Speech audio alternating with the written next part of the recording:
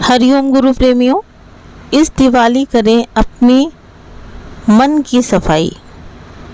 यानी सफाई मन की अगर करी तो सफाई हमारी पूरी हुई। बाहर की सफाई तो हम सब करते हैं, रोज़ करते हैं और हफ्ते में करते हैं, कोई महीनों में करता है। तो नए नए आत्म रूपी विचार अपने अंतर में भरें। उन विचारों में परमात्मा रूपी दीप जलाया, जिससे हमारे चेहरों पर एक अलौकिक खुशी आ गई। तो आज हम सब अपने अंदर के विकारों को ख़त्म करके विकार रूपी लंकेश को जलाकर एक अलौकिक राम अपने अंदर समाहित करेंगे। जैसे देखिए, नवरात्र आता है, उसके बाद फिर दशहरा आता है। ठीक है, तो दशहरे में क्या होता है कि उस लंकेश को जलाते हैं, यानी कि रावण की 10 भुजाओं को जलाते हैं। तो इसी तरह से क्या करना है कि हमें अपने विकारों को जलाना है। तो प्रेमियों, दिवाली सिर्फ 3 या 4 दिन का त्यौहार नहीं है जैसा हम चाहते हैं। और क्या करते हैं, दिवाली आती है तो कितनी सफाई करते हैं, नए बर्तन लाते हैं, नया नया साज सज्जा करते हैं, अपने घर को सजाते हैं। तो ये 4 दिन का त्यौहार नहीं है, ठीक है, तो बल्कि हर रोज़ ही है, क्योंकि हमने दिवाली का सही मायनों में अर्थ जान लिया है। तो शरीर रूपी मिट्टी के दियों में उस परमात्मा रूपी दीपक को जलाकर हम सब ने सच्ची दिवाली आज मनाई है। ऐसे तो हम दिवाली हर साल मनाते थे, लेकिन उसका महत्व क्या पता था, नहीं था ना। तो आज गुरु ने इस महत्व को जनाया है कि तुम्हारी रोज दिवाली रोज होली होती है, क्योंकि हमेशा से ही कहते नहीं कि वो परमात्मा पवित्र आत्मा है। तो जब हमने अपने अंदर के क्या करे, अहंकार को, ठीक है, अहंकार रूपी रावण को जला दिया। तो ये हर एक के अंदर एक ना एक चीज़ का अहंकार होता है, किसी को धन का, किसी को परिवार का, किसी को अपने रूप का। तो ये अहंकार होता है ना। तो गुरु कहते हैं कि जब तुमने इस अहंकार रूपी रावण को जला दिया तो आत्मिक दीपक हम बन गए। ठीक है, तो हमारे अंदर क्या हुआ कि प्रेम का, धर्म का, एकता की, संस्कृति की एक कहते नहीं एक लहर पनपी है। तो जैसे हम दिवाली को शुभ बनाने के लिए क्या करते हैं, जैसे क्या बताया नहीं कि गुरु कहते हैं कि तुम क्या करोगे, नए नए कपड़े खरीदोगे, नए बर्तन खरीदोगे, कहोगे ना कि आज धनतेरस है तो नया नया सब कुछ ले लें। और दिवाली में देखो शुभ माना जाता है। कहते नहीं है कि पुराने लोग जो होते थे वो कहते थे ना कि त्यौहार में अगर नया कपड़ा खरीदो तो शुभ होता है। तो दिवाली नवीनता का समय है, एक नयापन हमारे अंदर आए। तो ठीक इसी तरह से अपने जीवन को हमें क्या करना है, नवीन बनाना है। तो नवीन बनाने के लिए क्या करना है कि नई सोच के साथ हमेशा आगे बढ़ते जाना है। हमें ये नहीं सोचना है कि हम इस काम को नहीं कर पाएंगे। अपने अंदर एक नवीनता लानी है, एक नए विचार के साथ में हमें आगे बढ़ते जाना है। किसी भी चीज़ में, किसी भी फील्ड में आप जाइए तो अपने अंदर एक नवीनता का विचार लाइए कि हम ये कर सकते हैं। जैसे जो लोग कहते हैं ना कि हम ये काम नहीं कर सकते हैं, तो क्यों नहीं कर सकते हैं। एक डॉक्टर और इंजीनियर के पास में जो बुद्धि होती है वही हमारे पास होती है, लेकिन क्या है कि वो अपनी बुद्धि को पहचानते हैं और हम पहचान नहीं पाते हैं। तो जैसे दिवाली पर हम क्या करते हैं, सभी को बहुत सुंदर सुंदर तोहफे देते हैं। ठीक है, दिवाली में ये चलन है हमारे हिंदुस्तान में कि हम किसी के घर अगर जाते हैं, जैसे बहन बेटियां हैं और किसी के यहाँ मतलब आप रिलेशन में गए तो आप उनके लिए क्या करते हैं, मिठाई ले जाते हैं ना। तो जैसे मिठाइयाँ लेते हैं, मेवे लेते हैं, लेकिन इस दिवाली हमें सभी को आत्म रूपी ज्ञान रूपी गिफ्ट देना है, जो हमें गुरु ने बताया है कि जैसे इस आत्म ज्ञान से तुम्हें सुख मिला है ना, तो औरों को भी सुख मिलना चाहिए। तो यही गुरु समझाते हैं ना कि तुम उसको आत्म रूपी गिफ्ट दो, बाहर का नहीं। जैसे मिठाई हमारे मुंह को क्या करती है, मीठा करती है। ठीक है, तो वैसे ही मीठे बोल भी सभी के दिलों को मीठा बनाया करती हैं। तो हमें क्या करना है कि मीठा बोलना है हमेशा। अपने में कहते नहीं कि सारी परीक्षाएं अपने घर में होती हैं, बाहर कुछ नहीं।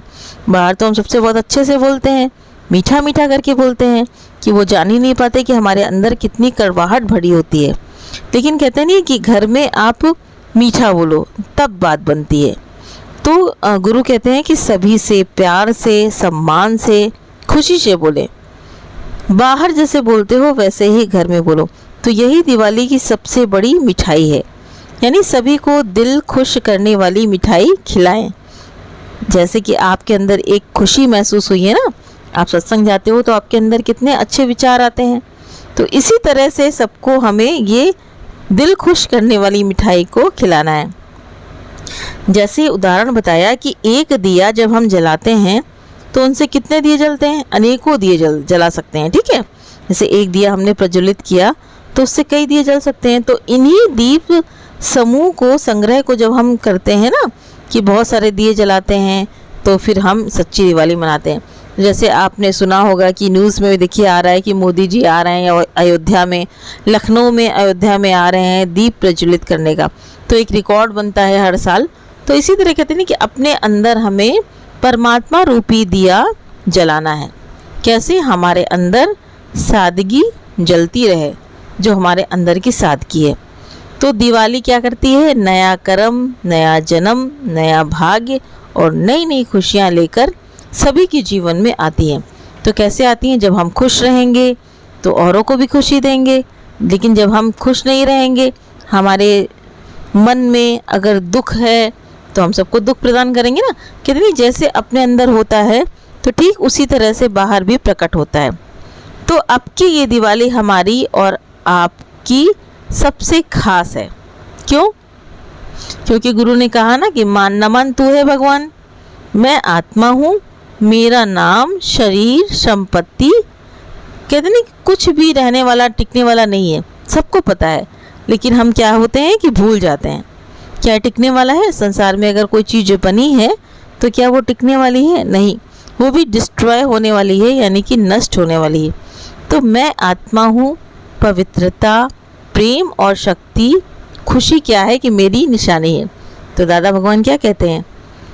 मुस्कुराना है, सदा आत्मा में रहना, सदा मुस्कुराना, खुश रहना, ये तुम्हारी निशानी है। तो तुम हमेशा खुश रहो।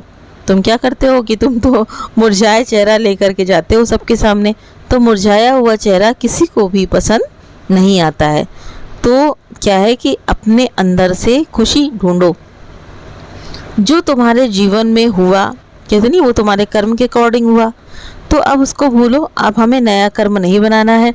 और गुरु कहते हैं ना कि जो कोई भी कर्म आए तो उसको हंसी खुशी काट डालो, उसके पीछे मत भागो, क्योंकि जो कर्म हमारे हैं तो वो हम पे अटैक करेंगे।